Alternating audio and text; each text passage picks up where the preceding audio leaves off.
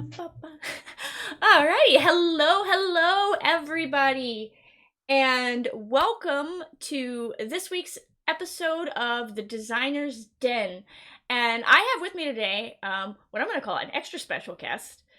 He's not only a good friend of mine, but he's a talented author and creator and a beyond talented community leader and organizer as well.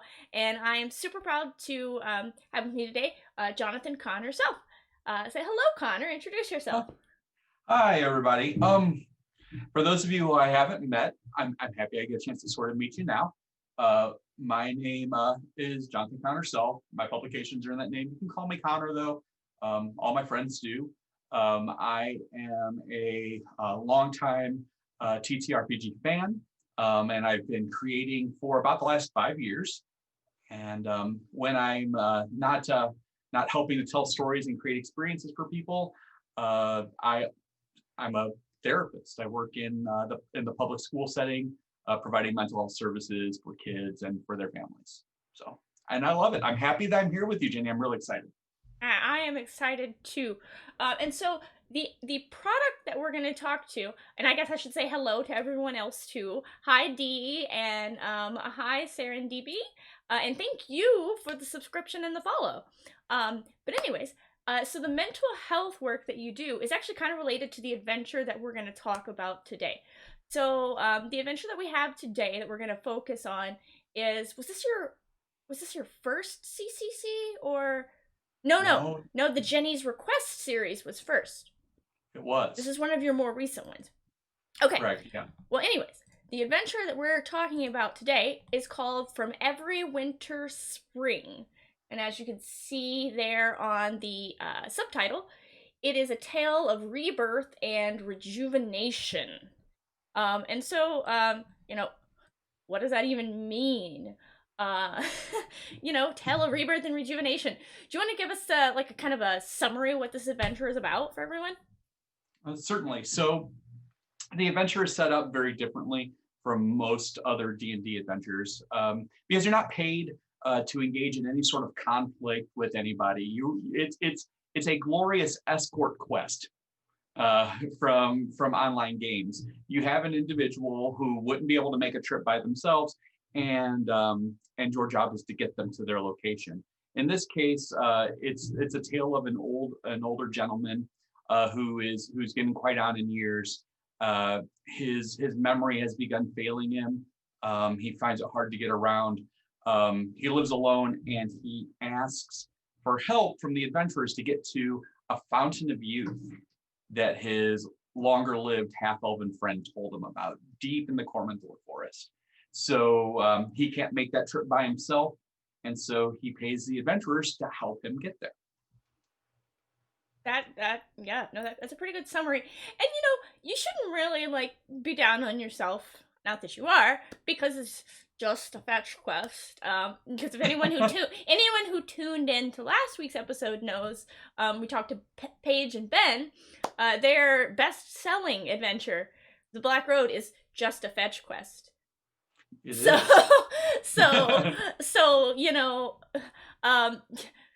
nothing bad about fetch quests. Like sometimes there's a big honor in it. Like you've got a very important task to go. And in this case, it's no different. Maybe it's not a world-changing task for the world at large, but for this one particular man, Calvin, I mean, this certainly does change his world. It does. It changes his world profoundly. And when I designed the adventure, I hoped that it also changed the world not only for the characters that people are taking through the story, but maybe even a little bit for the players themselves. That was sort of a design goal. So, in this particular adventure, it's set in Elventree, which is outside of Hillsfar, and you've actually tied it back in to a lot of the events that happened in Season 3 of the Adventurers League. And so, just a little bit of a recap for Season 3, if everyone's not familiar. It kind of centered around the town of Hillsfar, linked into the Out of the Abyss book. The town of Hillsfar has a very, very racist history. Very ugly, yeah. Not even like subtle, completely over, in that at that point in time they had what's called the Great Law of Humanity, which Hmm. isn't very great. Definitely centers around humanity, in that literally the only people they allowed in the city walls, or to own property, or to do anything that gave you any dignity as a living being, you had to be human, Hmm. specifically human. And in the Forgotten Realms, there are many, many races and cultures besides humans. Right. And specifically, right, Hillsfair is very close to the Cormanthor Forest, which is an ancient elvish like stronghold. Hmm. And the city of Elven Tree itself is a town that is very accepting of differences, and so it exists in very stark contrast with the people from. It's very different from the people of Hillspar, which they do not tolerate diversity. Hmm. To have a place where elves and humans have long lived together, become friends, intermarried. That is the Coexist in unbeloved. harmony. Yeah, in harmony, in physical as well as in community harmony, because they melded together the best parts of human and elven culture. The a lot of the city is built into the trees. There are these beautiful architectural works on the ground. It's very vibrant and always changing. Because and in the realms, the humans bring that aspect of culture to where they are. That constant something new is always coming, something is always quickly changing. It's Elven Tree is a great setting for telling stories. And then circling kind of back to your main character in this, Calvin, he's a rather old human. He's in his 80th harvest, so 80 years old, at least as far as he knows, possibly older. Mhm. Or And younger. or younger, time, who can even? He Right. he may have lived through the decade of, you know, I don't know, whatever year was a decade long there in the Forgotten Realms. I'm sure there was one. I lost track after 25 myself. I can totally understand where he's coming from. But yet, on the topic there of forgetfulness, you kind of touch on some topics as you get into the second little part of this. And Shaka Ben in chat um um has posed a very important question. How did you broach the topics of dementia and memory loss, amnesia? Did you call out warnings or something else? Because Calvin's a very old fellow. This is a very real issue for him that he struggles with. Indeed, and the it's written into the story in a way that uh, obviously this is a fantasy world, and in Forgotten Realms, while they have advanced magic topics, I mean, they don't have the advanced understanding. They don't. Dementia certainly exists, but it wouldn't be understood the way that we're coming to understand it now in physical health and mental health. He's talked about as a very forgetful man, and so that topic is handled sensitively. The We discuss that he talks about things he can remember, but that he's very fuzzy on a lot of the details. Um, and and because of that, there's a profound sense of sadness in the character, because he can vaguely understand Mm-hmm. what's changed in his life, but a lot of the details are lost to him. So this isn't any sort of supernatural calamity. This is not the evil wizard is robbing everybody of their minds. This is just a man who's coming to the end of his life, and is dealing with end of life issues. As you know, I mean, all creatures are destined to do. And so, I actually, there was a very um just kind of just like a heart-wrenching moment in that same segment of the adventure for me, when I'm not really sure if it was meant to be kind of portray that he was being forgetful, or if this was an instance of him actually remembering something. when the ghost of the shrine and everything are all circling around and everything, and he whispers out for Sarah, which seems to be like someone from his past.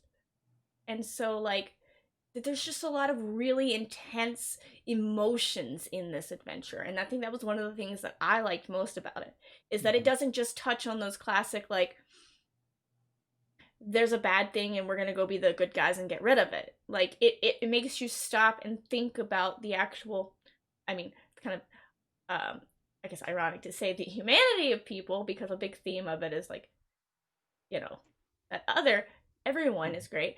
But so it does really like bring you into the very like the humanity of these people, and like that their lives are complicated. Yeah. Yeah, and while the events of Heroes are going all over the known world, and they're fighting grand evils, other people are just trying to make their lives Hmm. happen, right? They continue to meet, to work, to build families, to foster their community. Um, it's just that they have all these additional threats that adventures help keep them from. But it is nice to remember that the reason why people adventure oftentimes is because people need it. Sometimes it's the only thing preventing the collapse of society, is people willing to stand up to these massive evils in the world. Um, and it's great to tell stories where we can be the people making those big, massive changes in the world. And it's maybe life affirming, and maybe motivates us to make similar changes in our own world, help to whatever extent we can. And I think that's definitely important. You've got several times in here where you've called out to like the DM to um encourage like inspiration and other such helpful mechanics when people do things that are just good natured, like out of the goodness of their heart. They slow down, they take care in helping Calvin, they, express sympathy towards him, or just, any of those things that like make good in the world, like going out um and being such a kind and lovely human is just what makes the world a better place. Like if there were more people out here like the adventurers willing to escort Calvin, like he's gonna pay them, yeah, but how much can he really pay them? And like, is that really like the sole purpose for doing this? Like, Right. In most of the times I've ran that adventure, the adventurers actually refused payment at the end of the adventure. it's because good people. I know good people, and I'd like to think that when they're put in a position and they see the humanity of people, they realize that sometimes doing good is its own reward, Hmm. and so that's kind of one of the themes of this adventure, is doing the small good for others. Um, yeah. So the outside of the main adventure itself, you've got some bonus objectives that kind of touch on a couple of other characters. Like in the first bonus adventure, Old Wives' Tale, you meet a character. She appears to be a half elven woman by the name of Agatha, and it's again another situation where what you see initially isn't maybe all that it's cut out to be, and Mhm. there's a lot that kind of goes on here. Agatha is looking for help, and she's not had the best experiences with adventurers. So she's not necessarily expecting a warm welcome, especially if they discover her true nature. Mhm. Yeah, and I'm a huge me personally, I'm a huge fan of all stories fae. I enjoy including fairies and other such things in my stories, and so this was a great opportunity to take a little bit of the mystique of the fae, and put it into a very appropriate place, because the Corman Thor is a very ancient elvish wood, and there are lots of fae forces at work there. But it ties in a little bit to the it ties in a little bit to some prior work that Adventurers League had put into the character of Jenny Greenteeth, um, and the hags of the Moonsea region. And so let me play off some of the existing, because I love playing off existing themes that are there in stories, and take little threads here and pull them into tales of their own. Makes the world feel vibrant. It makes them makes players feel like things they might have encountered before were important or mattered, or things that they did. But it also gives the players an important chance to play off of somebody that isn't Calvin. Because at least for the first part of the adventure, most of the defining experience in the first part of that adventure is the players interacting with each other and interacting with Calvin. Right. And the way that you interact with Calvin is very different. Calvin is a figure of empathy, if not sympathy, or maybe, he requires a lot of care. And Agatha is not a character that requires a lot of care. She definitely has a reason for interacting with people. She's trying to build alliances. She doesn't quite know how, but she's a far more capable character, and a lot, not as good natured as Calvin is. No, no, I'd say that's a fair classification of her. Spoilers obviously as we're talking through this, but Agatha's not actually a half-elven woman of middle age, despite appearances. Right. She may have used to have been, but she's actually ended up as a hag, green hag specifically, and hags are generally treated with revulsion and disgust. They're in general terms in the Forgotten Realms not to be trusted.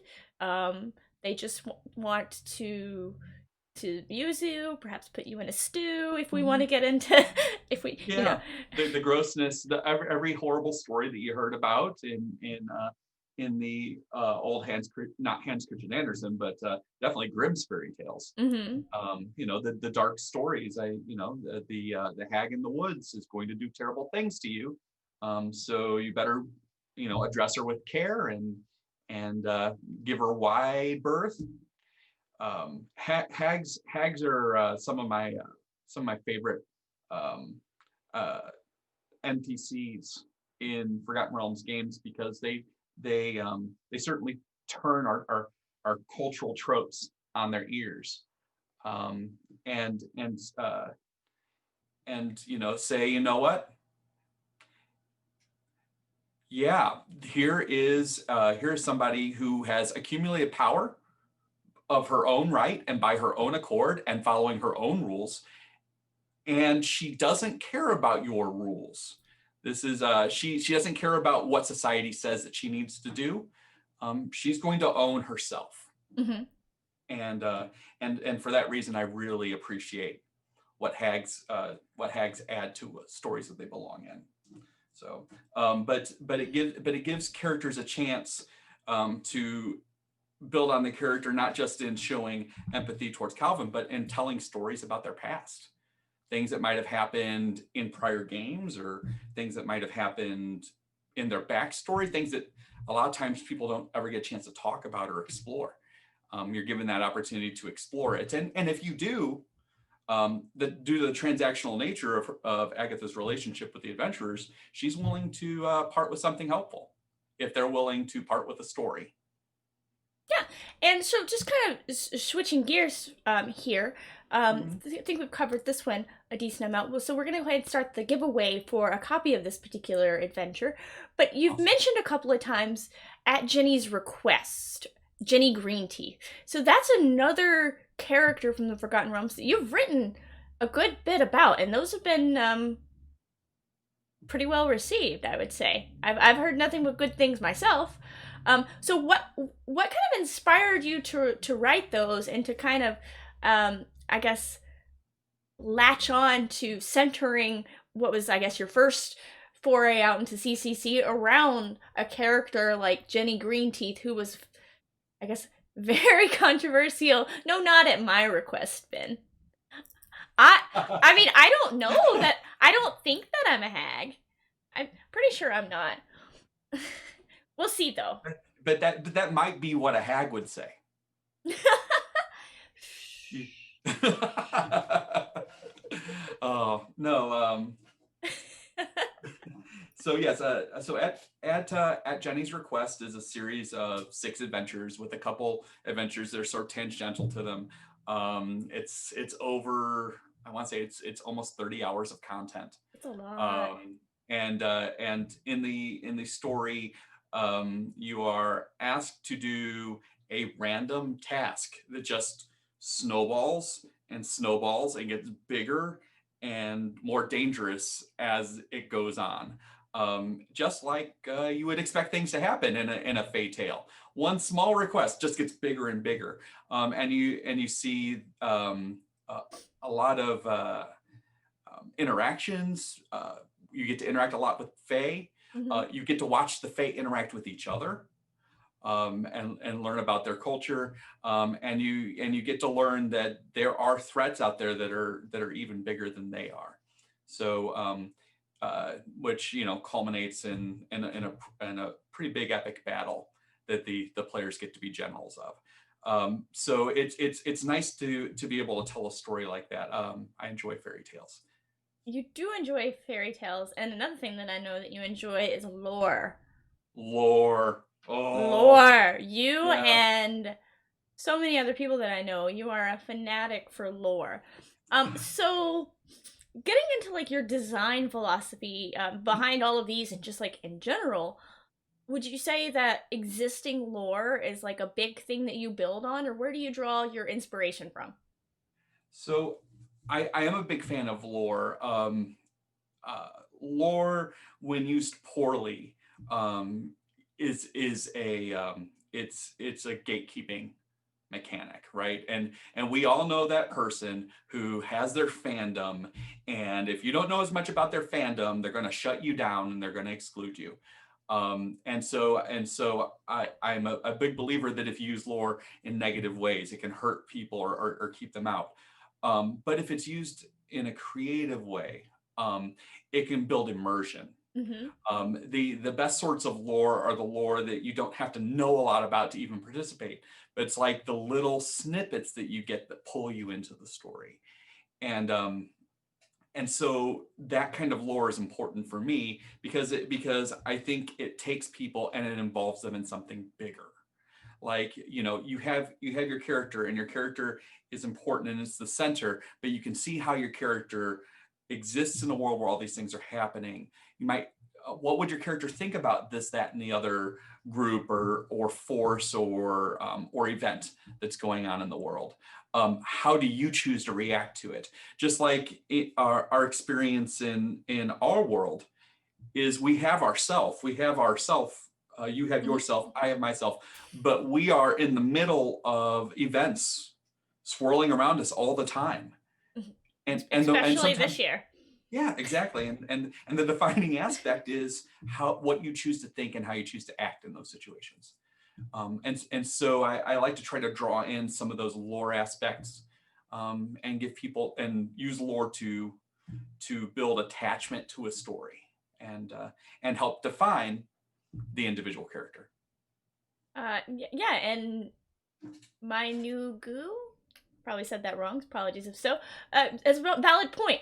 Lore makes games into worlds, and Yeah. very much so. Like, if you've got I'm gonna branch out into a video game here, but if you've got a game like Skyrim, and it's a beautiful, world to explore and everything, but if there's no story in there, no reason for all of these things existing and this conflict going on, then like, what are you doing there?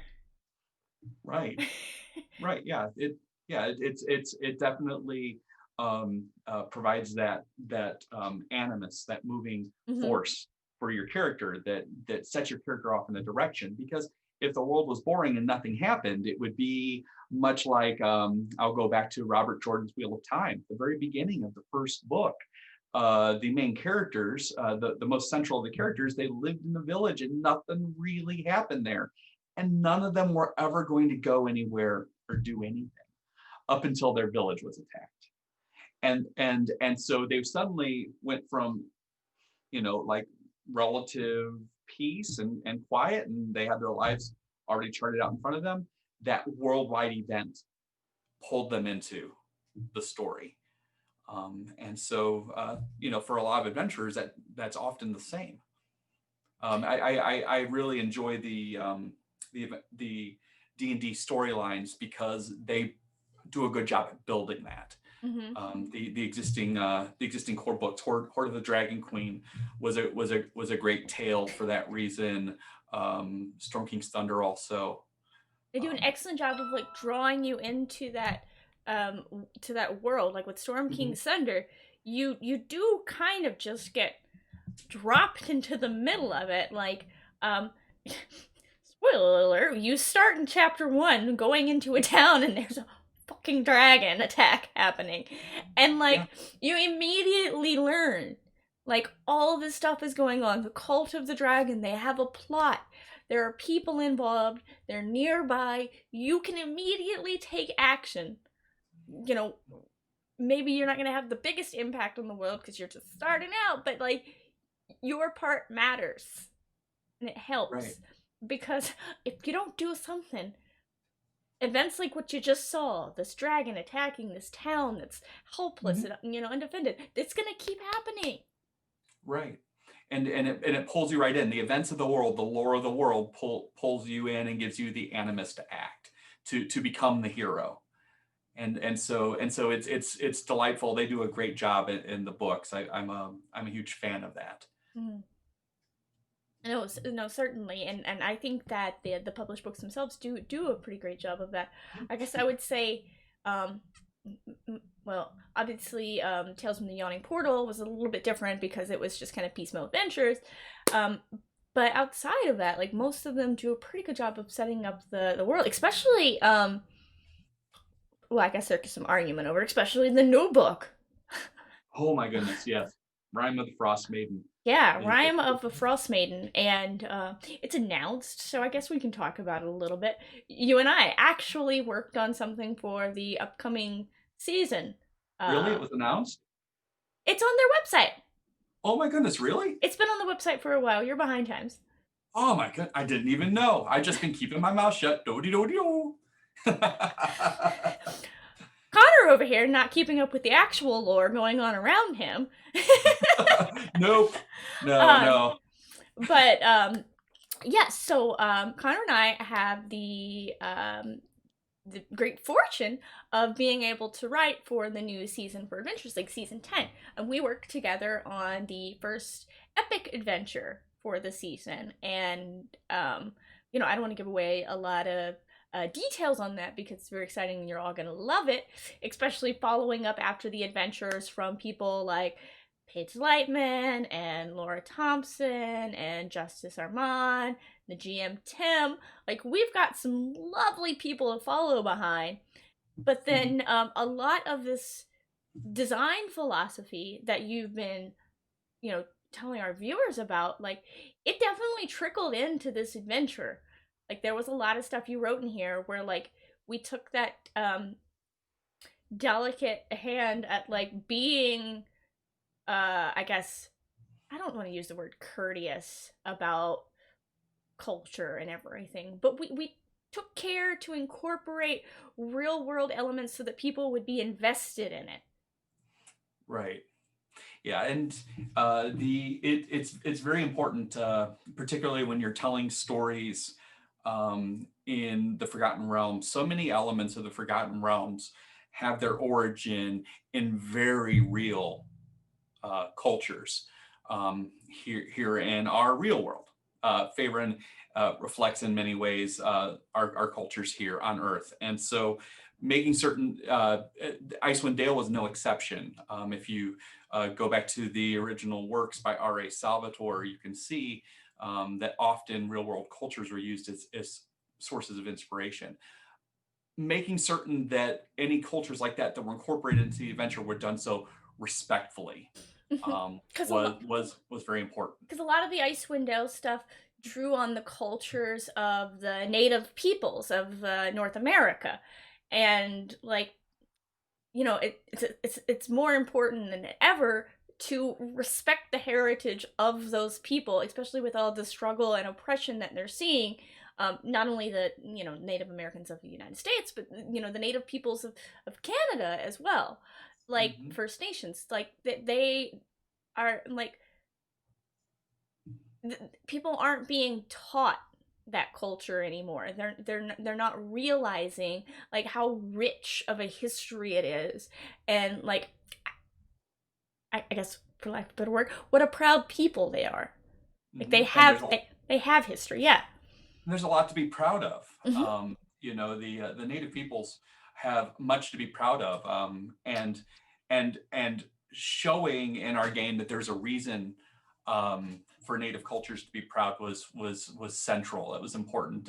It's why we built in an important NPC um, by the name of Dakota, whose job they took very seriously, which was just teaching children their culture, so that their culture, because there are so many people that live in the 10 towns from places south, and Dakota simply didn't want their culture to be lost. Icewind Dale is definitely very analogous to the North America in that it's very much become a bit of a melting pot for people. People come from all the Sword Coast. People come from the far reaches of the realms to escape persecution um, or just to get a new start. Right. It's very much like the New World, the frontier, the final frontier. Yeah, yeah, and the people native to the region are often very friendly toward allowing people to find that safety and that refuge Hmm. there. It's just, I definitely wanted there to be that additional element of we are accepting. We do allow people to come here and find a new life here. At the same time, we also have our own ways that we want to make sure that we're perpetuating, because we have a lot to be proud of. Hmm. Um, And they are also taking the time to make outsiders know how dangerous their land is.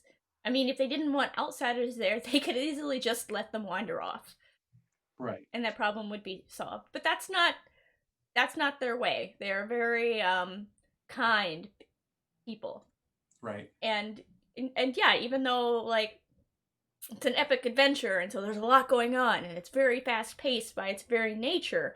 Um, you know, I think that was an important element that we took the time to just kind of take a step back and make sure that we made this adventure like have that emotional connection. We're right, not just going in to slaughter things because they're there to be slaughtered. right. And to open up the opportunity to interact with things where slaughter is not the choice that the players want. And if it's not the choice that you want, there are ways to make Hmm. that happen. If that's not the kind of tale that your players want to tell, then by all means take the resources that are there and allow them to tell the story that they want to tell. Oh, Um, absolutely. so, but making certain that we honored the real world cultures that were touched upon in those original works by Salvatore was important, and so we built that right in. So, I, yeah, that was a great thing. Yeah. And you were so awesome to let me run with that too. As a person who is descended myself from Native ancestry, that was personally an important thing. Wow, I didn't have to let you do anything. You were an equal creator to me. And as soon as you wrote it there, I knew that it needed to be in there. Oh, thank you. Yeah, no. I'm, very excited for this to come out so that people can experience and everything. Much like the rest of season 10, like there are a lot of very real topics that are touched on. I know in 10-1 The Frozen North, like things get real fast.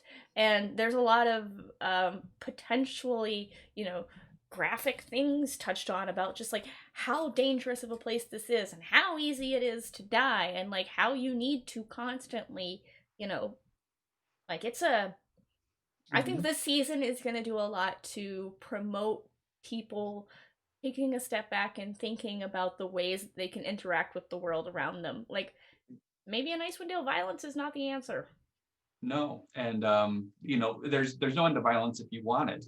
But the truest enemy of the people of Icewind Dale isn't other people.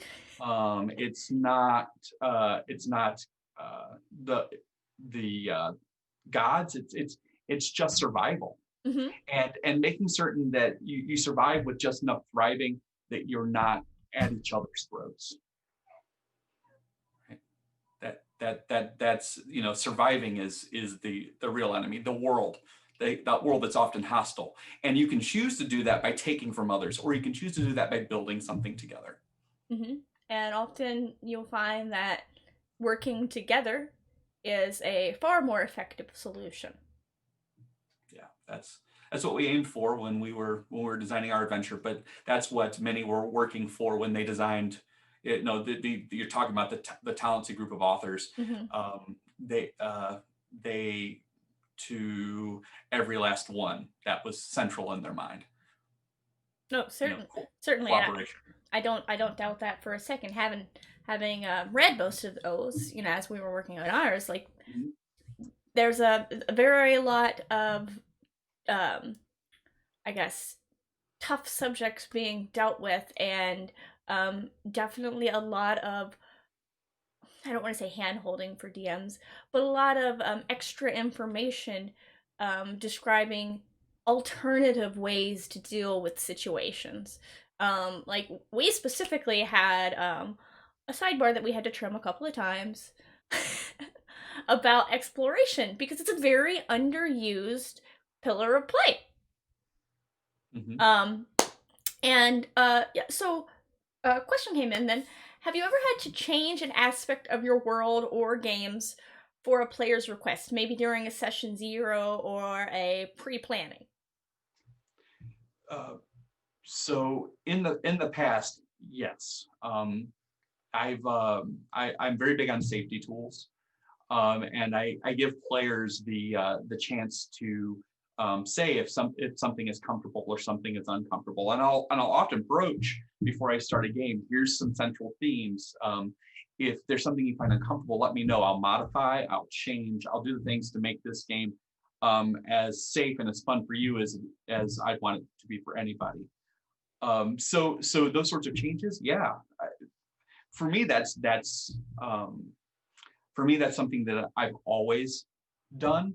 I try to continue to include, but I can see why it would be harder for some, right? Mm-hmm. Like, because some folks, they want to just use what's in front of them. When I mean, it's great that you have this stuff in front of you and you want to be true to whatever the text says, but the truth of the matter is you just want to be true to what the players need. And so I highly encourage people, if you are during a session, start by allowing players, like, say it's okay for you to tell me if something isn't okay for you or if you're not liking the way a story is going. Right. Like, let's do that. If you are running an adventure in advance, I've always been incredibly open to the feedback of individuals, even down to changing adventures, like the print copies of adventures, a day or 2 days before an event. Mm-hmm. um, that you have to just be cognizant of that. The story is great, but the what you're going for isn't this story, it's the experience of the players. Right, and video golf raises a valid point. Micromanaging is the nature of the beast, but improvisation during gameplay is more of the go-to. It's a tough call sometimes, as to what to do there. Absolutely. Yeah, and I think that's there's a certain need to establish baselines before you start any game with your players, especially if you expect to have um, certain themes and um, whatnot. So like, sorry. I'm just like, wow, look at I'm loving all of the comments. There's some you have some really intelligent viewers. Yeah, Think about things. you're not late, Dyson. You're a wizard. You showed up precisely when you meant to. Um, but anyways, there are some, very intense themes. If you're going to include those in your adventures, like that's part of being a good DM or being a good writer, is knowing how to, before the game, as you say, much like in your daily work with your mental health, knowing that you need to have that conversation, because the most important thing first is to establish that baseline. What are we cool with? You know. Mm-hmm. And when you have an established group, it's far easier to understand what they might be okay with. If you're doing much of Adventures League, however, is ran with strangers. And so many of us have formalized a way at the very beginning to gather a good baseline of, okay, well, we might not have ever met in person before, but here is what we're cool with. And I'm going to keep it within those bounds. And without giving too many spoilers, here's the sorts of things that are going on. Running from Everwinter Spring, I would gauge the comfort level of the players with themes such as dementia. Because for some people that might be a grand story.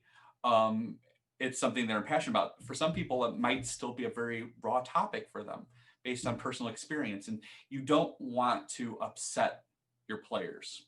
Yeah, like if you've just had a very close relative or something, that's experienced this dementia, and you're like having a very hard time personally with it, because maybe they don't recognize you anymore, or maybe they're forgetting moments that were just very significant for the two of you, and like that's a hard thing to deal with. So like, you don't want to just throw amnesia and dementia in someone's face who's currently dealing with something very raw like that. Major Plausible says someone should just make a campaign that's purposefully offensive. It's not my style, personally. Yeah, I mean, there's certainly it certainly could be done. I'm not really understanding what the value in that would be personally. Maybe you can explain better what you mean by that. And then D chimes in with a question. I understand you're a champion of marginalized creators. What advice do you have for creators that may be scared to share their ideas or designs? What opportunities are there out there that you know of that can provide opportunities? Oh, you go ahead and start this one, and then I probably have some more to add. So what advice do I have for creators that are scared to share their ideas or designs? What I would say is that if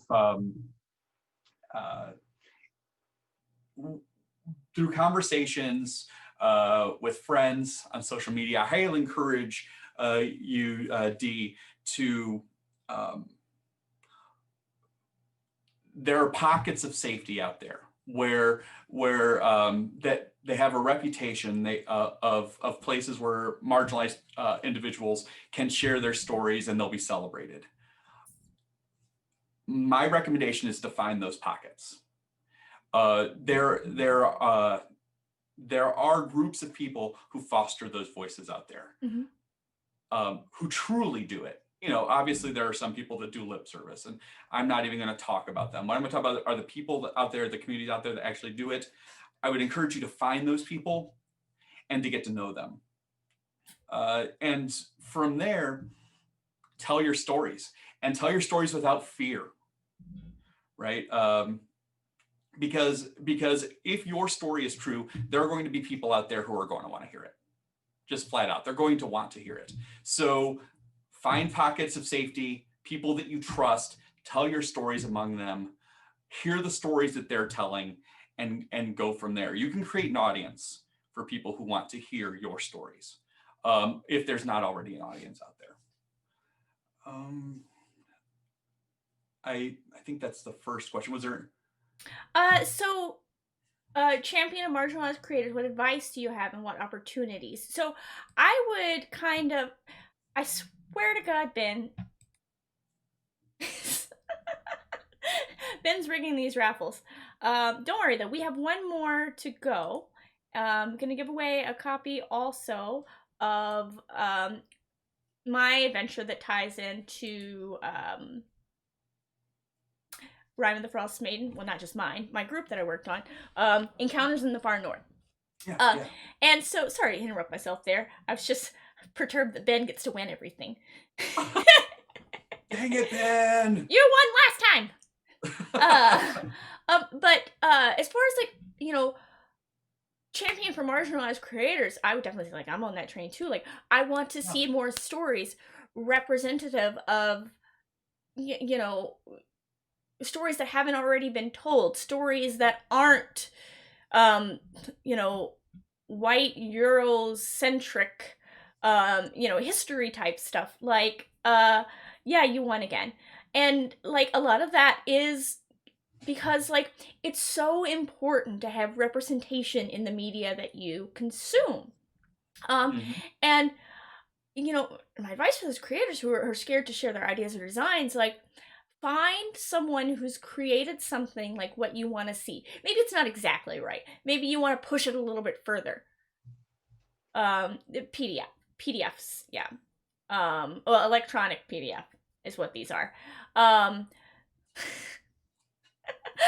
someone who's something like you want. Figure out where did they publish? How did they find their audience? And then, you know, seek out those same channels. Join the communities that they're in. Like, there's a lot of very good work going on the DMs Guild, and there's a lot of very good communities there that you know, support that work and everything. And Mhm. you can find someone who will support you, someone who will help you, someone who will guide you, especially if you're a brand new creator. um like the hardest part is taking that first step and reaching out. Once you reach out, you'll be surprised at how many people you can find who are going to be willing to help you if you're wanting to create a story that's outside of the norm.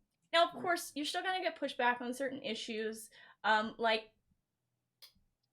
there was a big hubbub over LGBT art and censorship and Mhm. stuff, and there's some stories that you know just still have a harder time. But that doesn't mean that they don't need to be told. Right. Absolutely. The If you're looking to get experience writing, the RPG Creators Workshop um, uh, is a wonderful program. They can teach you a lot of the things you need to do to, you know, just the sorts of programs you can use, ways to use layouts, ways to promote, ways Mm-hmm. to get those adventures out there for people to use. I highly recommend it.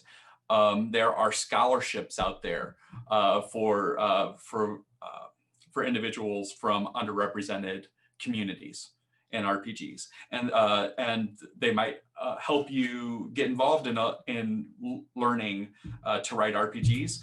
They might help you buy stock art or pay for some of the costs of getting your stories out there. There are programs out there that are designed specifically to help identify individuals with good stories to tell. And I've seen a couple wonderful ones out there. Um, And if you see an open call for writers and it's something that you feel you could write, don't think, well, this isn't for me. Apply, write it, do it. yeah, exactly. We've For years the D8 Summit Charities through the convention event, we've put out an open call for writers for years, encouraging people to write. And the way that the writing rules were set up, they were designed specifically to encourage new voices, um, oftentimes individuals from underrepresented communities in RPGs.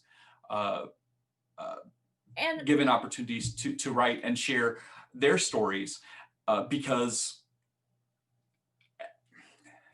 the only way I can really say it is when you remove names from a work, you don't have the history of that person, you don't know who they are, where they're from. Uh, the best stories rise to the top, time and time again. And what we've learned through our RPG, our Iron RPG author contest, is that more often than not, those individuals are from underrepresented communities in the RPG sphere. And so, Not because other people can't write, but because sometimes you want to hear a new story. Diversity in a story isn't bad for individuals who often their stories were the ones being told. As obviously we want more voices. We want to give other people an opportunity to earn money and to build a career in a job field that they want. And if for them it's designing RPG games, that's incredible. It's a great career, and go for it. It's also better for the people who are taking in that entertainment, because it gives you different stories, and it's the differences that are entertaining.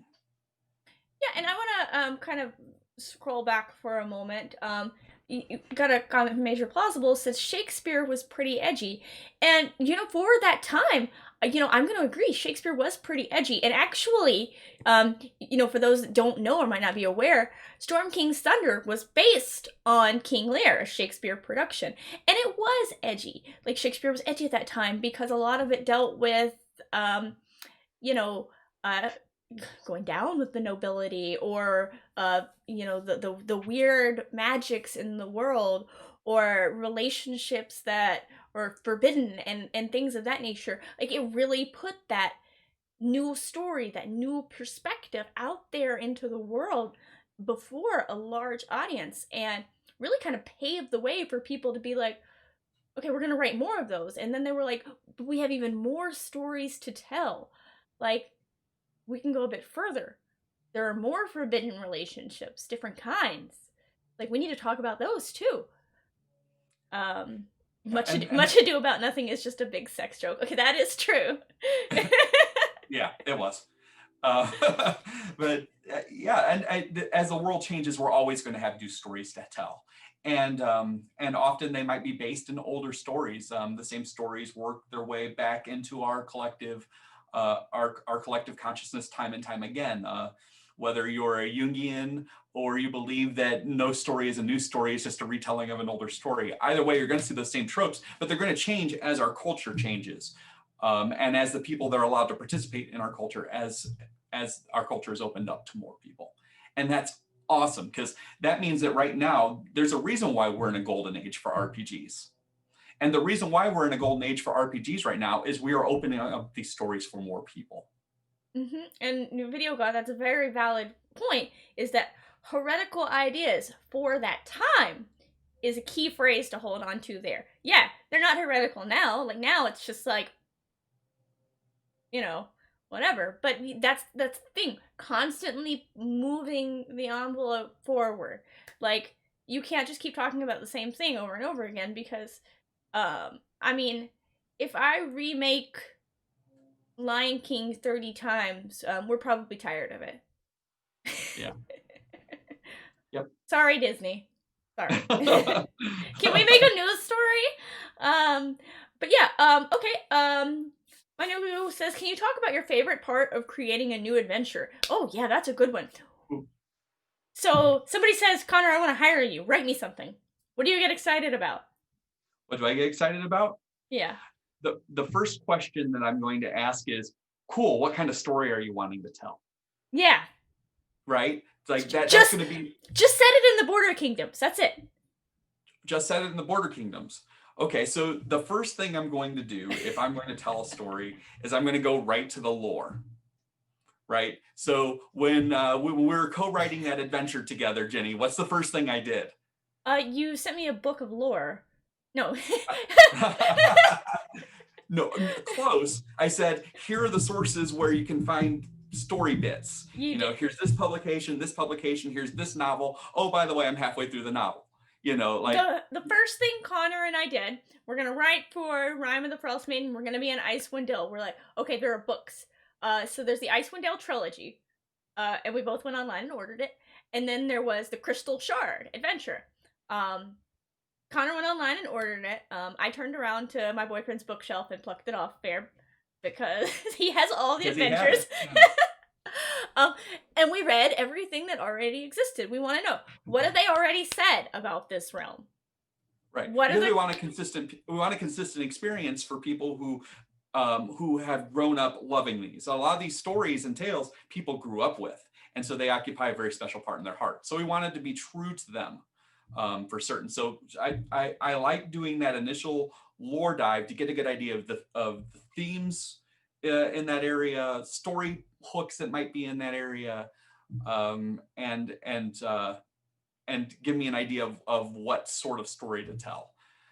So for me, that exciting first part is looking and see what other people had to say, diving into that lore. Yeah, like what already exists, what tales were out there, like what's the culture like. That was one thing that we needed to dive into these books and see, like, what do the people behave like, what do they expect from outsiders, Mm-hmm. and How did they interact with each other? What sorts of yeah, practices did they have?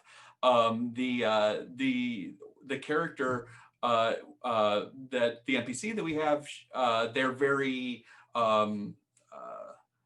involved in their own cultural history, and I'm like, okay, what sort of practices did the Elk tribe practice?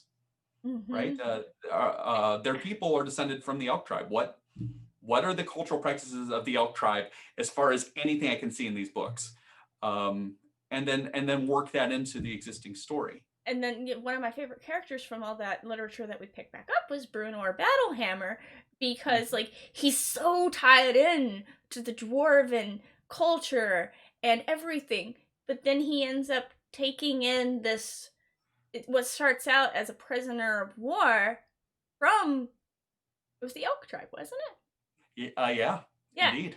And he becomes attached to him, begins to think of him as like his own son, and begins to appreciate these other cultures, where before he really only viewed them as, like, you know, like in Pocahontas, as those savages. And certainly the individuals of the Elk tribe, the Reged barbarians weren't barbarians at all. They had their own advanced culture and religious beliefs and cultural beliefs that were there and present. And trying to work those in. I think you hit the nail on the head, though, when we're talking about getting back at the theme. The lore is great. Like, I'm going to incorporate the lore, but I need to know the theme. Like, what sort of theme? Bruenor Battlehammer's story is a story of fatherhood. It's not about anything in D&D.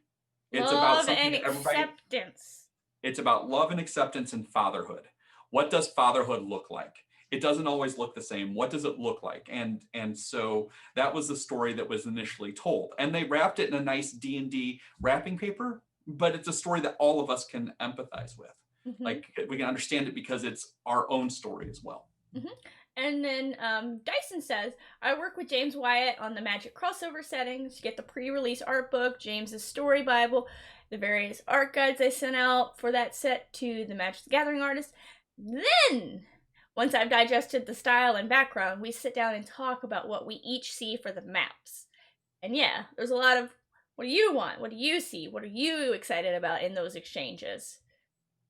Mm-hmm. And I think that's, certainly, like, I might start out with, like, my writing and everything. Like, I might have a thing, a core element, a monster, a map, a small, an NPC or a figure that I want to involve in it. But, like, I got a lot more questions that I need to have answer before I can start to build out from there. I got the little nugget at the center of the oyster, but, like, I don't know what my oyster looks like yet.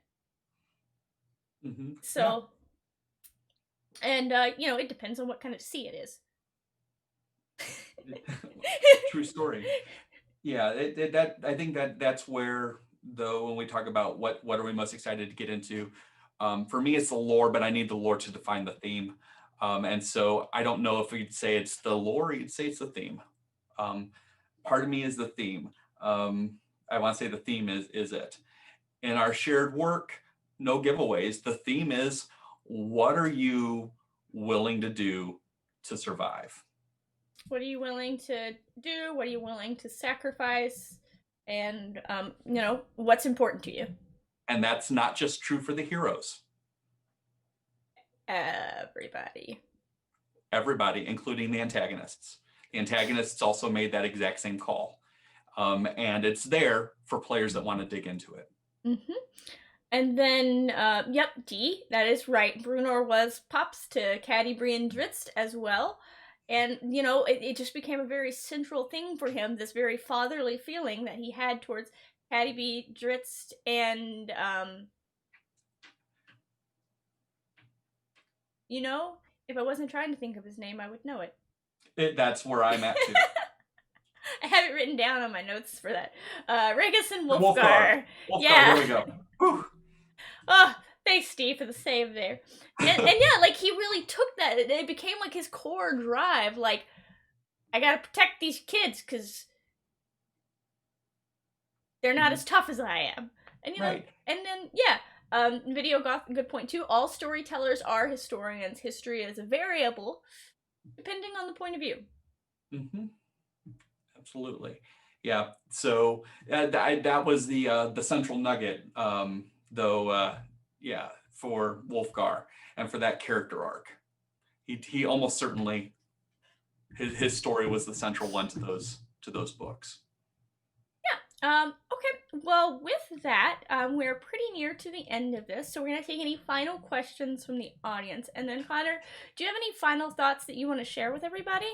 By the way, congratulations, Dee, and not Ben, this time. You're the winner of the second raffle. Yay! Congratulations! Congratulations, not Ben. I love you, Ben. Congratulations, Dee. No, congratulations, Dee. Yeah, that's awesome. No, I would encourage each and every one of you, though, if telling a story is something that you have a passion for, get out there and tell your story. Even if you're worried about it not being the best story at first, that's fine. Your story has value. Tell it, share it with people, and I mean, yeah, over time you'll certainly become a better writer, but regardless of the skill, just get the story out there. It's going to resonate with somebody. It's going to be meaningful for somebody, for sure.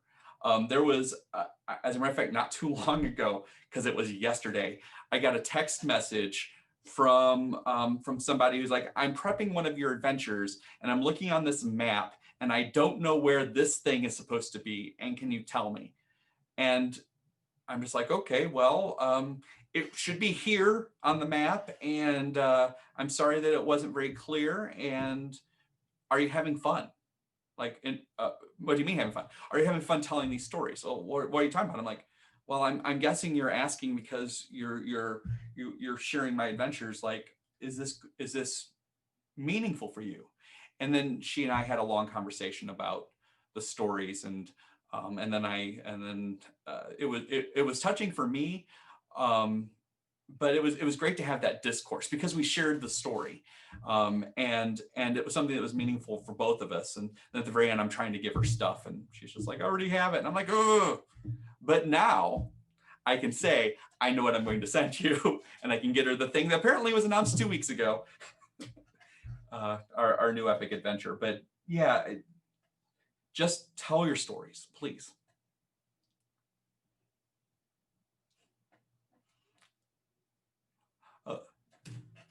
Oh no, Jenny's quiet.